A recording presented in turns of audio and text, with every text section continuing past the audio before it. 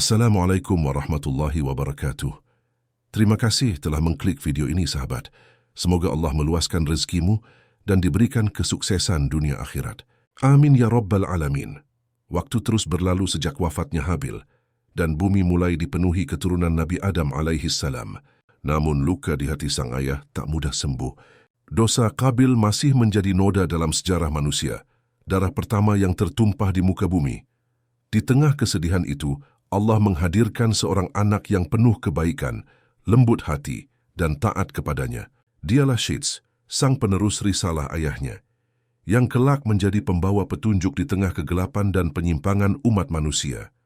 Namun perjalanan Syits tidak mudah. Kejahatan Qabil dan pengikutnya semakin menjadi-jadi, menolak kebenaran, menantang keturunan yang beriman, hingga akhirnya sejarah mencatat peristiwa besar ketika Syits dan pasukannya berhadapan dengan Qabil dalam pertempuran yang menentukan, perang antara kebenaran dan kesesatan, hingga takdir Allah menutup kisah Qabil dengan akhir yang tragis. Inilah kisah Nabi Syits alaihissalam, penerus Nabi Adam, yang menegakkan kembali cahaya tauhid di muka bumi setelah gelapnya dosa dan kezaliman.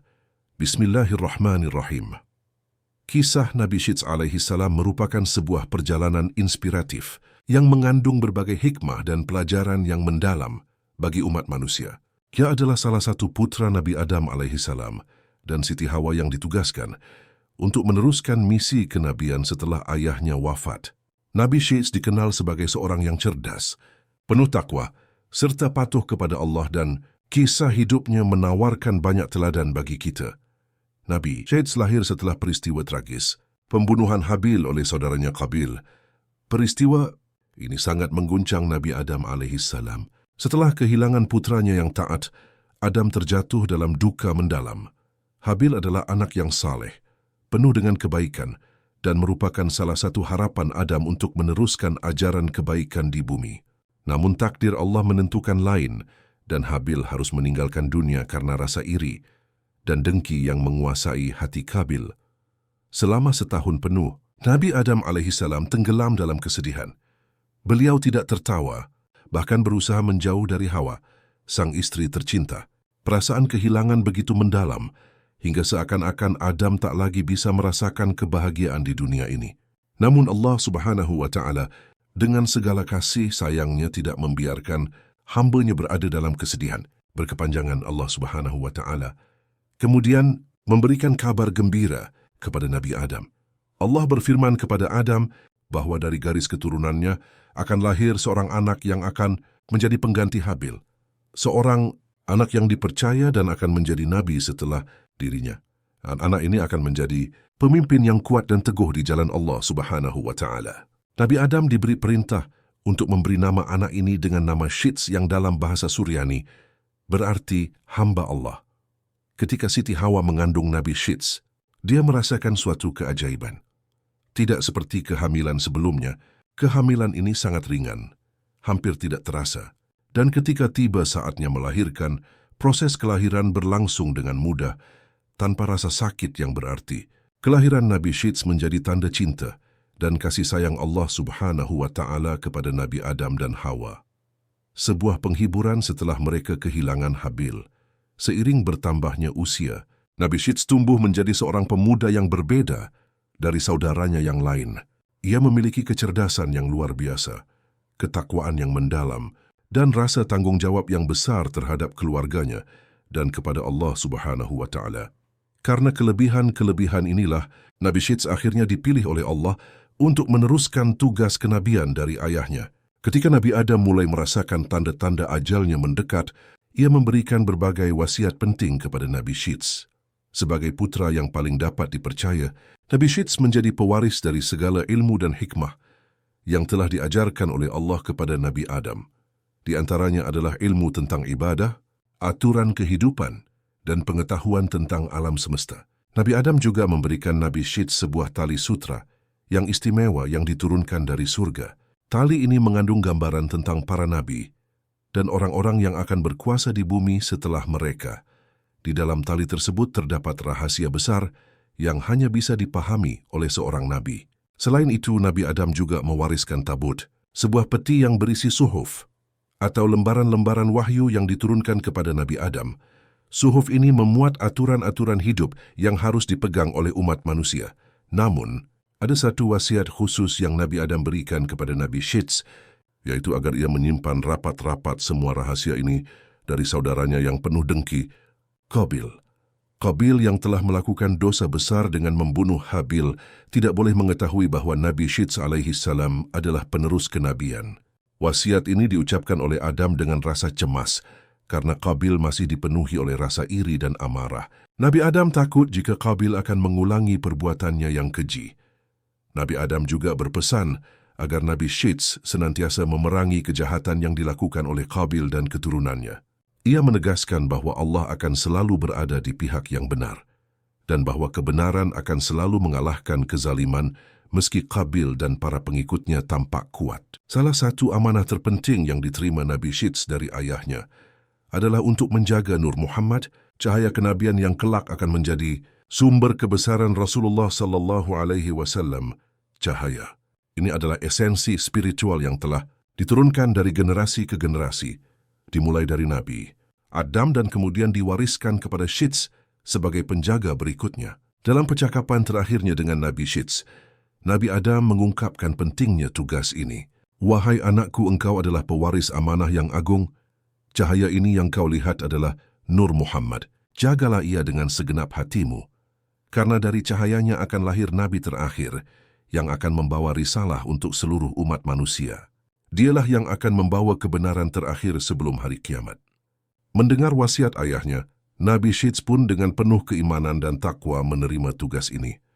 Selama hidupnya, Nabi Syits menjaga Nur Muhammad dengan penuh tanggung jawab, memastikan bahwa cahaya ini tetap suci dan tidak tersentuh oleh kejahatan. Pada masa Nabi Syits alaihi salam, manusia masih bisa melihat jin dan setan. Dunia gaib dan dunia nyata begitu berdekatan, seolah tidak ada batas di antara keduanya. Jin seringkali berkeliaran di antara manusia, menggoda dan menakut-nakuti mereka, dan terkadang bahkan menyerang mereka secara fisik. Ketakutan akan dunia gaib begitu besar, hingga umat manusia selalu hidup dalam ketegangan. Nabi Syits melihat bagaimana kehadiran jin yang bebas berkeliaran mulai mengganggu kesejahteraan umat manusia. Allah Subhanahu wa Ta'ala kemudian menurunkan perintah kepadanya untuk memisahkan dunia manusia dari dunia jin, menciptakan batas antara kedua alam yang selama ini saling bersinggungan. Inilah misi yang kemudian dikenal sebagai risalah terbesar Nabi Syits untuk memisahkan dua dunia tersebut, agar manusia dapat hidup dengan tenang dan beribadah kepada Allah Subhanahu wa Ta'ala tanpa gangguan dari jin. Nabi Syits mulai berdakwah dan menyampaikan risalah Allah kepada umatnya. Ia mengajarkan keimanan, ketakwaan, dan cara-cara untuk melindungi diri dari godaan jin dan setan. Selain itu, Nabi Syits juga melakukan perjalanan ke berbagai wilayah, termasuk pulau-pulau yang jauh, untuk memastikan bahwa risalah ini sampai kepada semua umat manusia. Dalam salah satu perjalanannya, Nabi Syits tiba di sebuah pulau yang dihuni oleh suku yang sangat dipengaruhi oleh kehadiran jin. Suku tersebut telah hidup dalam ketakutan selama berabad-abad karena jin seringkali muncul dan menguasai kehidupan mereka. Mereka meminta tolong kepada Nabi Syits untuk menyelamatkan mereka dari cengkeraman jin. Dengan kekuatan yang diberikan oleh Allah Subhanahu wa Ta'ala, Nabi Syits berdoa dan memohon kepadanya agar batas antara dunia manusia dan jin segera ditegakkan. Dalam sekejap doa Nabi Syits alaihi salam dikabulkan. Allah Subhanahu wa Ta'ala menciptakan tabir tak terlihat yang memisahkan dunia manusia dan jin, membuat mereka tidak lagi dapat saling melihat dan berinteraksi dengan mudah seperti sebelumnya. Sejak saat itu, manusia tidak lagi bisa melihat jin dan jin pun tidak lagi dapat mengganggu kehidupan manusia seperti dulu. Di tengah perjuangan Nabi Syits menyebarkan risalahnya, ada satu ancaman yang terus mengintai, yaitu Qabil. Qabil yang telah membunuh saudaranya Habil karena rasa iri dan dengki, masih hidup dan menyimpan dendam kepada keluarga Nabi Adam alaihi salam, terutama kepada Nabi Syits. Qabil yang semakin tenggelam dalam dosa dan kemarahan, terus melakukan berbagai tindakan kejahatan dan kekufuran. Nabi Adam sebelum wafat telah berpesan kepada Nabi Syits untuk waspada terhadap Qabil dan memerintahkan untuk memeranginya jika diperlukan.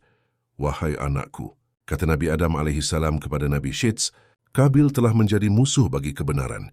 Allah Subhanahu wa Ta'ala telah menjadikanmu sebagai pemimpin umat manusia setelahku, dan engkau harus melindungi mereka dari kejahatan Qabil dan pengikutnya. Qabil yang didorong oleh kekuatan jin dan setan mulai mengumpulkan pengikutnya dan merencanakan serangan terhadap Nabi Syits alaihissalam dan umatnya. Dia merasa bahwa Nabi Syits alaihissalam telah mengambil tempat yang seharusnya menjadi miliknya, dan dia bertekad untuk menghancurkan Nabi Syits. Dalam pertempuran yang epik, Nabi Syits memimpin umatnya melawan pasukan Qabil. Dengan keyakinan dan iman yang teguh, Nabi Syits berjuang di garis depan, mengangkat panji keimanan dan memohon pertolongan Allah Subhanahu wa Ta'ala. Allah Subhanahu wa Ta'ala yang Maha Melihat dan Maha Penolong memberikan kekuatan kepada Nabi Syits dan umatnya untuk mengalahkan Qabil. Dalam peperangan yang berlangsung, Qabil dan pasukannya kalah telak. Nabi Syits dengan pertolongan Allah Subhanahu wa Ta'ala berhasil menawan Qabil dibelenggu dan dihukum di sebuah tempat yang sangat panas hingga ia meninggal dunia. Dengan berakhirnya hidup Qabil, berakhirlah salah satu babak gelap dalam sejarah manusia. Namun, peperangan ini juga menjadi pengingat bahwa kejahatan seberapapun kuatnya pada akhirnya akan kalah di hadapan kebenaran. Pertempuran tersebut menjadi simbol kemenangan kebenaran atas kejahatan, iman atas kekufuran. Qabil yang selama ini dikuasai oleh rasa dengki dan kemarahan, akhirnya tewas di medan perang. Kekalahan Qabil menandai berakhirnya ancaman besar bagi umat manusia, dan Nabi Syits alaihissalam kembali memimpin umatnya dalam kedamaian dan keimanan. Setelah kemenangan melawan Qabil, Nabi Syits terus memimpin keturunan Nabi Adam dengan penuh bijaksana dan adil.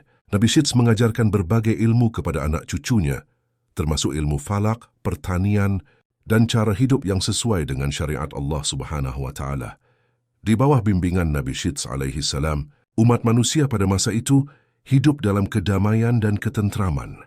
Mereka menghormati ajaran-ajaran Allah Subhanahu wa Ta'ala dan menjalani kehidupan yang harmonis dengan alam. Selain itu, Nabi Syits juga mengajarkan tentang waktu-waktu ibadah yang harus dijalani setiap hari. Ia menjelaskan pentingnya menjaga hubungan dengan Allah Subhanahu wa Ta'ala melalui ibadah, dan bahwa semua makhluk hidup di bumi ini diciptakan untuk beribadah kepadanya. Sebagaimana ayahnya, Nabi Syits pun mengetahui bahwa masanya di dunia tidak akan berlangsung selamanya. Ketika usianya mulai lanjut, Nabi Syits mulai mempersiapkan generasi berikutnya untuk meneruskan tugas kenabian. Seperti halnya Nabi Adam alaihissalam yang memberikan wasiat kepada Nabi Syits, kini giliran Nabi Syits alaihissalam yang memberikan wasiat kepada keturunannya. Nabi Syits mengumpulkan anak-anaknya dan menyampaikan pesan-pesan penting yang telah diajarkan oleh Allah Subhanahu wa Ta'ala dan ayahnya. Wasiat ini termasuk bagaimana cara menjaga ketakwaan, menjalankan ibadah dengan benar, serta menjaga persatuan dan kedamaian di antara umat manusia. Nabi Syits menekankan bahwa menjaga ketakwaan adalah kunci untuk mendapatkan rahmat Allah Subhanahu wa Ta'ala, dan bahwa hanya dengan keimanan dan ketaatan umat, manusia akan selamat dari kehancuran dunia. Nabi Syits alaihissalam juga berpesan agar mereka senantiasa berhati-hati terhadap bisikan setan dan tidak terjerumus dalam dosa seperti yang dilakukan oleh Qabil. Ia mengingatkan bahwa setan selalu berusaha untuk menyesatkan manusia dari jalan kebenaran, dan hanya dengan iman yang kuat manusia bisa menghindari godaannya. Nabi Syits menjalani kehidupannya dengan penuh ketakwaan dan pengabdian kepada Allah Subhanahu wa Ta'ala hingga akhir hayatnya. Setelah memimpin umat manusia dalam kebenaran dan kedamaian selama bertahun-tahun, Nabi Syits akhirnya dipanggil kembali oleh Allah Subhanahu wa Ta'ala. Nabi Syits meninggal dengan tenang, dikelilingi oleh keluarganya yang penuh kasih dan hormat. Anak-anaknya menjalankan wasiat terakhir Nabi Syits dengan penuh penghormatan, dan mereka terus menyebarkan ajaran yang diajarkan oleh Nabi Syits, menjaga tali kenabian yang suci.